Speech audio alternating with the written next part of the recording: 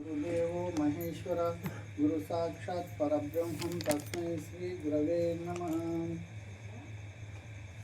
భక్తాదులందరికీ ముందు మన పెద్దలకు అందరికీ నా యొక్క ద్వాదశి నమస్కారాలు. ఈరోజు ఇక్కడ ఎంతో కష్టపడి అమ్మగారు ఇంట్లో పండుగ వాతావరణం అంతా కనబడుతుంది. ఒక పండుగ చేసుకుంటే తల్లులను, పిల్లలను, చుట్టాలను, బాంధవులను అందరిని ఎట్లా పిలుచుకుంటారు? ఈరోజు అందరిని పిలుచుకున్నాయన్న.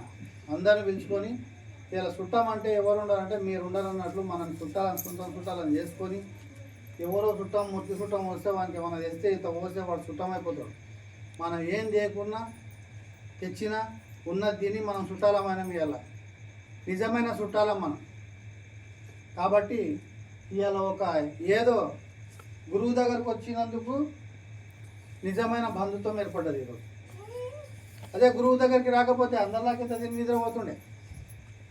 కాబట్టి మన గురువు చెంతకు చేరినందుకు ఏదో మనకు కూడా జన్మరహిత్యం కొరకు వచ్చింది. జన్మరహిత్యం చేసుకోవాలి. గురువు దగ్గరికి ఎందుకు వచ్చినాం మనందరం అంటే జన్మరహిత్యం కొరకు వచ్చినాం. చాలామంది నాకు చూస్తాయా, నాకు పై కాళ్ళకి ఇట్లా, నా కాళ్ళు కూర్చున్నాయి, చేతులు కూర్చున్నాయి, నాకు పై బాగాలేని నన్ను బోధపోతా అంటారు. అట్లా కాదు. నిజమైన సావనికనే గురువు దగ్గరకు వచ్చినాం. చచ్చిపోయాడు తాత చచ్చిపోయాడు, ముత్తాత చచ్చిపోయాడు, అందరు చచ్చిపోయారు. చచ్చిపోయిన వాళ్ళు ఎవరు ఉన్నారు? మనం కూడా చచ్చిపోతాం. కానీ చచ్చిపోయిన పేరు ఉంటుంది.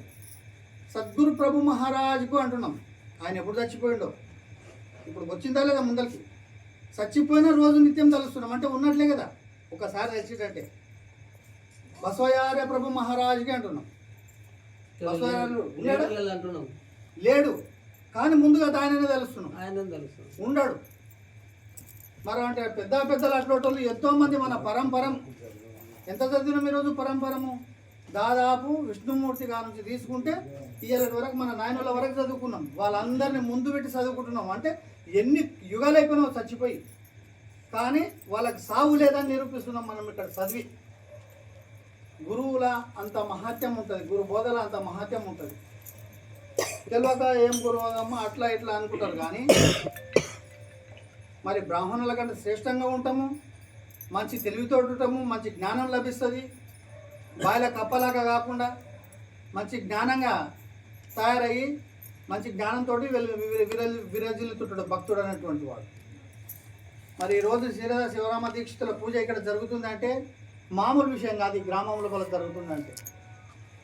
కాబట్టి మీరందరూ అయ్యగారు ఏదైతే మనకు చెప్పిడో దాన్ని ఖచ్చితంగా ఎల్లవేళ చేసుకోవాలి. అందరూ దాన్ని చూడాలి, దాన్ని తరించాలి.